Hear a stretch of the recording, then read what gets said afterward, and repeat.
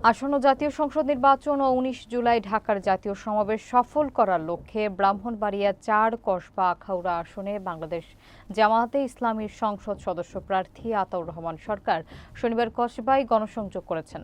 সবুজ খান জয়ের প্রতিবেদনে থাকছে বিস্তারিত। সকাল ১০টা থেকে দুপুর পৌনে ১টা পর্যন্ত তিনি কদমতলী বাজার, কসবা স্বাস্থ্য কমপ্লেক্স সংলগ্ন এলাকা এবং নতুন বাজারে পথসভা ও গণসংযোগ করেন।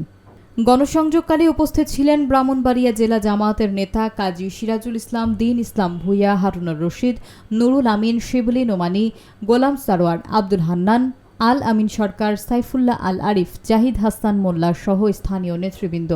মতবিনিময়কালে আতাউর রহমান সরকার বলেন যে দলের অস্তিত্বই টিকে আছে মাদক এবং চাঁদাবাজির টাকায় তারা কিভাবে সমাজকে রক্ষা করবে। তিনি আরও বলেন, ইনসাফ ও ন্যায়ের প্রতীক দাঁড়িপাল্লা বিজয়ী হয়ে একটি সুখী সমৃদ্ধ বাংলাদেশ গড়বে। এ সময় তিনি ১৯ জুলাই ঢাকা জাতীয় সমাবেশে যোগদানের জন্য কসবা আখাউড়াবাসীর প্রতি উদ্যত আহ্বান জানান।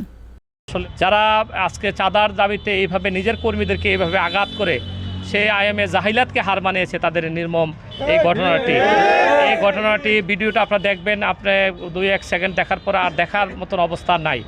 নির্মম এক নারকীয়তা, তাদের কর্মীরা তাদের দ্বারাই আজকে আঘাতপ্রাপ্ত হচ্ছে। আজকে চাঁদাবাজিদের কারণে ৫ই আগস্টের পরে আমরা মনে করেছিলাম যে চাঁদাবাজি বন্ধ হবে, সন্ত্রাস বন্ধ হবে, মানুষের আকাঙ্ক্ষার একটা বাংলাদেশ তৈরি হওয়ার জন্য যে পরিবেশ দরকার সেই পরিবেশটা তৈরি হবে। কিন্তু দুঃখজনক সত্য, যারা ক্ষমতা যাওয়ার স্বপ্ন দেখে আবার নিজেরাই মনে করে যে তারা ক্ষমতা চলেই গেছে, আজকে তারাই মূলত তাদের দ্বারাই আজকে চাঁদাবাজি হচ্ছে, সন্ত্রাস হচ্ছে। মাদকের যে সয়লাভটা আমরা কসবা আখাউড়াতে দেখি, এই মাদকের সয়লাভের ক্ষেত্রে তারা তাদের নেতৃত্ব জড়িত, তাদের রাজনৈতিক নেতারা এখান থেকে টাকা কামাই করে, তাদের রাজনৈতিক নেতারা এখান থেকে বাগবাটোয়ারা নেয়। এটাই ইতিমধ্যে এলাকার আইন শৃঙ্খলা রক্ষাকারী বাহিনী, প্রশাসন এবং রাজনৈতিক নেতৃবৃন্দ এবং সকল সমাজের মানুষের কাছে কথাটা স্পষ্ট।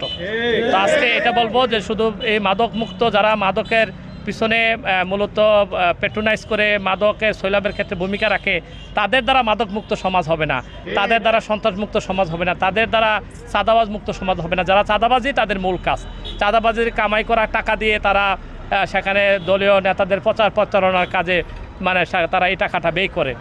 আমরা বিশ্বাস করি জামাত ইসলামী এমন একটি দল, যেই দলের হাতে যদি নেতৃত্বটা আসে, জামাত ইসলামী মূলত আমরা চাঁদাবাজ, সন্ত্রাস, মাদক মুক্ত একটি এলাকা গড়ে তুলতে আমরা আমাদের পক্ষে এটা করতে সক্ষম।